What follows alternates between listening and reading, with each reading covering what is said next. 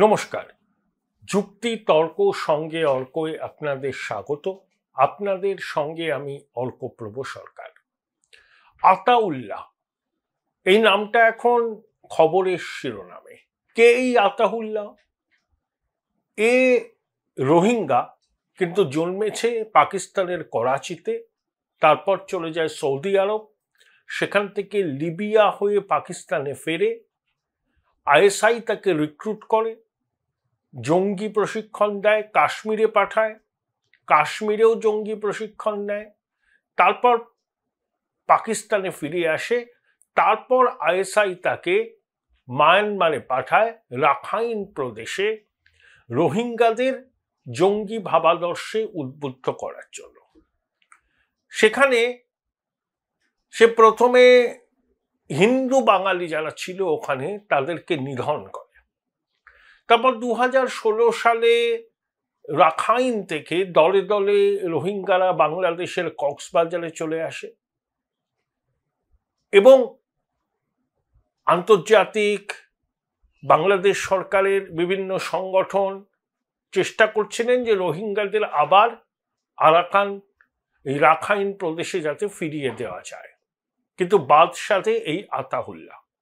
আপনাদের মনে আছে 2021 সালের সম্ভবত 29শে সেপ্টেম্বর কক্সবাজারে রোহিঙ্গা শিবিরে এই আতাউল্লাহ হামলা চালিয়েছিল, যাতে রোহিঙ্গাদের মধ্যে যারা চেষ্টা করছিলেন আন্তর্জাতিক স্তরে যোগাযোগ করে রোহিঙ্গাদের আবার রাখাইন প্রদেশে ফিরিয়ে দেওয়া যায়, তাদের সেই উদ্যোগ যাতে সফল না হয় সেই জন্য সে সেখানে নির্বিচারে গণহত্যা চালায়। মবিউল্লাহ নামে একজন মানবাধিকার কর্মী খুন হয়, আরো অনেকে খুন হয়েছিলেন। অর্থাৎ আতাউল্লাহর মতো জঙ্গিরা চাইছিলেন যে রোহিঙ্গারা আর রাখাইন প্রদেশে যাতে ফিরতে না পারে, রোহিঙ্গা ক্যাম্পে থেকে আইএসআই এর মদতে জেহাদি রিক্রুট হয়, সেই জেহাদিদের বাংলাদেশের মাটি থেকে ভারত বিরোধী নাশকতার কাজে ব্যবহার করা হবে। এই ছিল ব্লুপ্রিন্ট।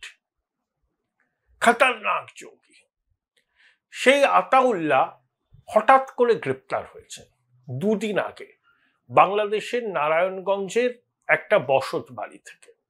কিন্তু তাজ্জব যে ঘটনায় সেটা হচ্ছে নারায়ণগঞ্জের পুলিশ সুপার প্রত্যুষ কুমার মজুমদার ছাড়া এই বিষয় নিয়ে কেউ কোনো কথা বলেনি, অন্তর্বর্তী সরকারের কোনো বিবৃতিও নেই। এবং 19 তারিখ সন্ধ্যের খবর আমি আপনাকে বলছি, তখনও পর্যন্ত বাংলাদেশের বিদেশ মন্ত্রক বা র্যাব সাংবাদিক বৈঠক করেনি। শুধু র্যাবের কক্সবাজারের ইউনিট এই ঘটনাটা সত্যি বলে জানিয়েছে এবং কার্যত আতাউল্লাহ এবং তার 6-7 জন সঙ্গী র্যাবের কাছে বিনা বাধায় আত্মসমর্পণ করে। এখানেই বেঁধেছে গোল। অর্থাৎ এই আতাউল্লাহকে বাংলাদেশের জঙ্গি জেহাদিরা এবং অন্তর্বর্তী সরকার সেফ হাউসে রেখেছিল, যাতে পরবর্তীকালে তাদেরকে ভারত বিরোধী জেহাদি কার্যক্রমে ব্যবহার করা যায়। কোন সময় আতাউল্লাহ গ্রেপ্তার হলো? যখন মার্কিন ন্যাশনাল ইন্টেলিজেন্সের ডিরেক্টর তুলসী গাবার্ড ভারতে এলেন, রাইসিনা ডায়ালগে যোগ দিলেন, অজিত ডোভাল, রাজনাথ সিং, নরেন্দ্র মোদী, জয়শঙ্করের সঙ্গে বৈঠক করলেন এবং বাংলাদেশে জঙ্গি কার্যকলাপ নিয়ে উদ্বেগ প্রকাশ করলেন। বলছেন ট্রাম্প প্রশাসনও বিষয়টা নিয়ে খুবই চিন্তিত যে পৃথিবীর সর্বত্র র্যাডিক্যাল ইসলাম খিলাফত প্রতিষ্ঠা করতে চায়। এই র্যাডিক্যাল ইসলামের বিরুদ্ধে লড়াইয়ে ভারত আমেরিকা কাঁধে কাঁধ মিলিয়ে লড়বে। এই কথা ডোনাল্ড ট্রাম্পও নরেন্দ্র মোদীর সঙ্গে যৌথ সাংবাদিক বৈঠকে বলেছিলেন এবং তুলসী গাবার্ড সেই বক্তব্যকেই করবোরেট করেন। ঠিক তুলসী গাবার্ড যখন ভারতের মাটিতে দাঁড়িয়ে বাংলাদেশের জঙ্গিবাদ নিয়ে সরব হচ্ছেন, সেই সময় আতাউল্লাহকে সাজিয়ে গুছিয়ে গ্রেপ্তার করল অন্তর্বর্তী সরকার। কিন্তু অন্তর্বর্তী সরকার আবার বিবৃতি দিয়ে কৃতিত্ব জাহির করেনি, কারণ আইএসআই এর কোলের ছেলে আতাউল্লাহকে গ্রেপ্তার করলে ইসলামাবাদের প্রভুরা যদি ইউনূসের প্রতি অসন্তুষ্ট হয়, সেই জন্য বিষয়টাকে খুব লো প্রোফাইলে রেখেছিল তারা। শেখ হাসিনার সময় আমরা কি দেখতাম, র্যাব যখন কোনো জঙ্গি পরিকাঠামো ধ্বংস করত বা জঙ্গিদের গ্রেপ্তার করত, তখন নিয়মিত সাংবাদিক বৈঠক করে জানানো হতো। কিন্তু এ ব্যাপারে একেবারে নিশ্চুপ অন্তর্বর্তী সরকার। অর্থাৎ তুলসী গাওয়ার ডোনাল্ড ট্রাম্পের প্রশাসন একটু চাপ দিয়েছে, তাতেই মুখ রক্ষা করতে যে জঙ্গি এবং তার সহযোগীকে ইউনূসের সরকার সেফ হাউসে লুকিয়ে রেখেছিল, সেই জঙ্গিকে গ্রেপ্তারে সাজানো নাটক করলো। ঠিক যেভাবে ওসামা বিন লাদেন ইসলামাবাদের অদূরে অ্যাবোটাবাদে সেফ হাউসে লুকিয়েছিল। আমরা সাদে বলি পাকিস্তান হচ্ছে টেরোরিজম, এক্সট্রিমিজম এবং অর্গানাইজড ক্রাইমের এপিসেন্টার। এখন বাংলাদেশও হয়েছে সেই। এত বড় মাপের একজন জঙ্গি তথাকথিত গ্রেপ্তার হলো, আর ইউনূস সরকার সেটা নিয়ে উচ্চবাচ্য করছে না, নামকাওয়াস্তে বিবৃতি দিচ্ছে।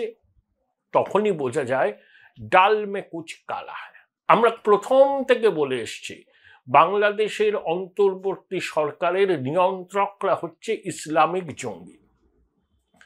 অনেক ইসলামিক জঙ্গি জেল ভেঙে পালিয়ে গেছে, কয়েকজনকে জামিনে মুক্তি দেওয়া হয়েছে, তাদের জামিনের বিরোধিতা সরকারি আইনজীবীরা করেনি। 400টা থানার অস্ত্রাগার থেকে অস্ত্র লুট হয়েছে, সেই অস্ত্র জঙ্গি জিহাদিদের কাছে আছে। আইএসআইয়ের ডিজিকে রেড কার্পেট বিছিয়ে অভ্যর্থনা করেছিল ইউনূস সরকার। জসিমউদ্দিন রহমানের সঙ্গে রংপুরে গিয়ে আইএসআইয়ের ডিজি বৈঠক করেন। বাংলাদেশের কয়েকজন সেনাকর্তা লেফটেন্যান্ট কর্নেল ফাইজুর রহমানের নেতৃত্বে ইসলামাবাদ, রাওয়ালপিন্ডি গিয়ে পাক বাহিনীর সঙ্গে দেখা করেন, সহযোগিতার বার্তা দেন। এই ফাইজুর রহমান ভারত বিরোধী শক্তি, পাকিস্তানের সঙ্গে তার অত্যন্ত ঘনিষ্ঠ সম্পর্ক। তিনি ওয়াকারুজ্জামানকে পদ থেকে সরাতে চান, সেই জন্য নাকি কু পর্যন্ত করার পরিকল্পনা করেছিলেন। কিন্তু যদিও শেষ পর্যন্ত সেই অভ্যুত্থানের চেষ্টা সফল হয়নি। এখন প্রশ্ন হচ্ছে, এর থেকে তো প্রমাণিত হলো যে কত খতরনাক জঙ্গি বাংলাদেশের মাটিতে নিশ্চিন্তে আছে এবং তাদেরকে অন্তর্বর্তী সরকার রীতিমতো সুরক্ষা দিচ্ছে, সেফ হাউস দিচ্ছে। এখন আন্তর্জাতিক চাপের মুখে দাঁড়িয়ে তারা লোক দেখানো, সাজানো গ্রেপ্তার করেছে। ওই রকম খতরনাক জঙ্গি বিনা প্রতিরোধে র্যাবের কাছে আত্মসমর্পণ করলো, গ্রেপ্তার হলো। এইসব ছেলে বুলোনো গল্প মানুষ আদৌ বিশ্বাস করবে? সাংঘাতিক লোক। রোহিঙ্গা স্যালভেশন আর্মি সে তৈরি করেছিল, Arakan Rohingya salvation army, ARSA. রোহিঙ্গাদের যে শিবির আছে না কক্সবাজার ওই সমস্ত অঞ্চলে, ওখানে আইএসআই ভীষণ সক্রিয়, জামাত সক্রিয়। ওখান থেকে রিক্রুট হচ্ছে জঙ্গিদের, প্রশিক্ষণ দেয়া হচ্ছে। Join Indian Institute of Hotel Management now. Right choice, right decision. এবং এমন এমন জায়গা আছে যেখানে বাংলাদেশের পুলিশ পর্যন্ত ঢুকতে ভয় পায়। মাদক পাচার, নারী পাচার, শিশু পাচার, যত ধরনের অসামাজিক কাজ হয় সবকিছু হয় ওই রোহিঙ্গা ত্রাণ শিবিরে। এবং ওই আতাউল্লাহ আইএসআই এর লোক হিসাবে ওই রোহিঙ্গা শরণার্থী শিবির থেকে কিশোর, বালক, যুবকদের রিক্রুট করে, জঙ্গি মতবাদে তাদেরকে দীক্ষিত করে। অর্থাৎ ইউনূস সরকারের কিন্তু ভান্ডা ফোর হয়ে গেল।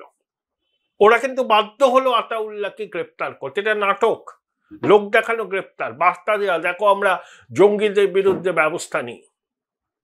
আন্তর্জাতিক চাপ, ভারতের চাপ না থাকলে এই কাজটুকুও তারা করতো না। এখন আতাউল্লাহকে মুক্তি তারা দিয়ে দেবে, যেভাবে জসিমউদ্দিন রহমানকে মুক্তি দিয়েছিল ঠিক আতাউল্লাহকেও তারা মুক্তি দিয়ে দেবে। রাতের অন্ধকারে দেখবেন জামিনের আবেদন হবে, সরকারি আইনজীবীরা তার জামিনের বিরোধিতা করবে না। র্যাব কোনো সাংবাদিক বৈঠক করলো না, অন্তর্বর্তী সরকারের প্রেস উইং সব কিছু নিয়ে বক্তব্য রাখে। তুলসী গাওয়ারের বক্তব্য বাংলাদেশের ঐতিহ্য পরম্পরাকে আঘাত করেছে, তিনি কার্যত না জেনে একটা ভুল ন্যারেটিভ দিয়েছেন, এইসব বলেছে না প্রেস উইং। তাহলে আতাউল্লাহর মতো একটা জঙ্গি গ্রেপ্তার হলো নারায়ণগঞ্জের একটা বসত বাড়ি থেকে, সেখানে ইউনূসের প্রেস উইং এর নীরবতা আশ্চর্য নয় কি? সাজানো গোছানো নাটক করে আতাউল্লাহকে গ্রেপ্তার করেছে, আবার প্রকাশ করছে না যাতে আইসাই রুষ্ট হয়। এই হচ্ছে অন্তর্বর্তী সরকারের আসল চরিত্র। বাংলাদেশের মানুষ বুঝুন, উপমহাদেশের নিরাপত্তার পক্ষে বাংলাদেশ ক্রমশই বিপজ্জনক হয়ে উঠছে। এইরকম জঙ্গিরা যদি সেফ প্যাসেজ, সেফ হাউস পায় বাংলাদেশে, তাহলে তো এই উপমহাদেশের শান্তি সুস্থিতির পক্ষে বিপজ্জনক হবে। আমেরিকার একটা সংবাদপত্র একটা রিপোর্ট দিয়েছে, তাতে বলা হচ্ছে যে আমেরিকার প্রশাসনকে ইমিডিয়েটলি ব্যবস্থা নিতে হবে বাংলাদেশের বিরুদ্ধে। তারা যদি ঢিলেমি দেখায় তাহলে বাংলাদেশ আফগানিস্তানে পরিণত হবে এবং সেখানে জঙ্গি পরিকাঠামো বাড়বে, বাংলাদেশের মাটি থেকে সারা বিশ্বে নাশকতা ছড়িয়ে পড়তে পারে। অতএব ইমিডিয়েট অ্যাকশন নিতে হবে, চাপ দিতে হবে। যদি বাংলাদেশ সরকার উদ্যোগ না নেয় তাহলে অন্য কিছু ভাবতে হবে। যে ওসামা বিন লাদেন ইসলামাবাদের নাকের ডগায় ছিল, নেভি সিল তাকে খতম করলো এবং লাদেনের মৃতদেহ সমুদ্রের জলে ভাসিয়ে দিল। প্রয়োজনে এই ধরনের ব্যবস্থা নিতে হবে আমাদের নাকের ডগায় এরকম খতরনাক আন্তর্জাতিক জঙ্গি থাকবে, লুকিয়ে থাকবে, বাংলাদেশের অন্তর্বর্তী সরকার দুধ কলা দিয়ে তাদের পুষবে, আর আমরা তো দেখবো না। আমরা তো বহুদিন ধরে বলছি যে বাংলাদেশ জঙ্গি রাষ্ট্র হচ্ছে, জঙ্গিদের লীলাক্ষেত্র হিসাবে বাংলাদেশ আত্মপ্রকাশ করছে, টেরর ইনফ্রাস্ট্রাকচার তৈরি হচ্ছে। ইউনূসের সরকার সেগুলো ভাঙবে না, কারণ ইউনূসের সরকারের সমর্থক ওই যারা রাস্তায় নেমেছিল মুক্তির একমাত্র পথ খিলাফত বলে, তারাই এই জঙ্গি জিহাদিদের মদত দেয়। অতএব বিশ্বকে এগিয়ে আসতে হবে, একজোট হয়ে বাংলাদেশের এই জঙ্গিবাদকে প্রতিহত করতে হবে। তুলসী গাবার যখন ভারত সফর করলেন তার একদিনের মধ্যে গ্যারি পিটার্স বলে একজন সেনেটর ঢাকায় এসে ইউনূসের সঙ্গে দেখা করলেন। এই গ্যারি পিটার্সকে, তিনি মিশিগানের ডেমোক্র্যাট সেনেটর, একসময় বোধহয় মার্কিন বাহিনীতে ছিলেন, প্রতিরক্ষা অস্ত্র বিষয়ক যে কমিটি আছে তার একজন গুরুত্বপূর্ণ সদস্য, এবং ওপেন সোসাইটি ফাউন্ডেশন যে জর্জ সোরসের, এই লোকটি জর্জ সোরসের অত্যন্ত ঘনিষ্ঠ। ইউনূস, এই গ্যারি পিটার, এই জর্জ সোরস, এরা কিন্তু ওই একটাই ইকোসিস্টেম। অর্থাৎ তুলসী গাবার্ড এসছেন ভারতবর্ষে, ইউনূস লোককে দেখাতে চাইলো, দেখো আমিও মার্কিন সেনেটরকে আনতে পারি, যদিও সে ডেমোক্র্যাট সেনেটর, সেনেটেও ডেমোক্র্যাটদের সংখ্যাগরিষ্ঠতা নেই, মার্কিন কংগ্রেসেও নেই। গুরুত্বের দিক থেকে তুলসী গাবার্ডের কাছে কিছুই নয়, কিন্তু টেন্ডেন্সিটা দেখুন, জর্জ সোরেসের লোকজনের সঙ্গে ইউনূসের মাখামাখি। জর্জ সোরেসের একটাই লক্ষ্য, জাতীয়তাবাদী সরকারকে উৎখাত করা, তার জন্য নানাভাবে সে সহায়তা করে। ভারতের বিরোধী রাজনৈতিক দলের কয়েকজনের সঙ্গে জর্জ সোরেসের ঘনিষ্ঠতা আছে। ইউনূসের সঙ্গে রাহুল গান্ধীর হাসি মুখে সাক্ষাৎকারের ছবি আমরা দেখেছি। জর্জ সোরেসের প্রতিষ্ঠানের বেঙ্গালুরুর অফিসে ইডি হানা দিয়েছে। ৩৩৩ কোটি টাকা বিদেশি মুদ্রা ঘুরপথে ভারতে এনেছিল এই জর্জ সোরসের সংস্থা, বিভিন্ন এনজিওকে, ইন্ডিভিজুয়ালকে দেওয়া গণতন্ত্রের প্রসারের জন্য। আসল কথা হচ্ছে জাতীয়তাবাদী সরকারকে বিব্রত করা, রেজিম চেঞ্জ করার ক্ষেত্রে এই ভদ্রলোক উল্লেখযোগ্য ভূমিকা রাখে, এবং ইউনূস কিন্তু এই ইকোসিস্টেমের সদস্য। এই ইকোসিস্টেমই বাংলাদেশের শেখ হাসিনা রেজিমকে চেঞ্জ করার ক্ষেত্রে খুব উল্লেখযোগ্য ভূমিকা নিয়েছিল। ৫-৬ বছর ধরে তারা পরিশ্রম করে গেছে, অর্থ সাহায্য করেছে, এবং ইউনূস সেটাকে প্রত্যক্ষভাবে দেখভাল করেছেন। সেই টাকা দিয়ে পাঠচক্র হয়েছে, জঙ্গি মতাদর্শের বীজ তরুণ কিশোরদের মনে বপন করা হয়েছে। ইউনূস কখনো প্যারিসে থেকে কখনো আমেরিকা থেকে পুরো অপারেশনটাকে চালিয়েছেন। কিরকম শয়তান প্রকৃতির লোক এই ইউনূস আপনারা বুঝতে পারছেন। মিথ্যা কথা বলায় ও পিএইচডি, মিষ্টি মিষ্টি করে অনর্গল মিথ্যা কথা বলে এবং অত্যন্ত প্রতিহিংসা পরায়ণ, লোভী বৃদ্ধ। দেখুন শেখ হাসিনা ওকে ওই 10 তলা হাঁটিয়েছিল না সিঁড়ি দিয়ে, এই লোকটা এই রকম ট্রিটমেন্টই প্রাপ্য। ও হচ্ছে জঙ্গিদের নেতা। বাংলাদেশকে ধীরে ধীরে ও জঙ্গি রাষ্ট্রে পরিণত করছে।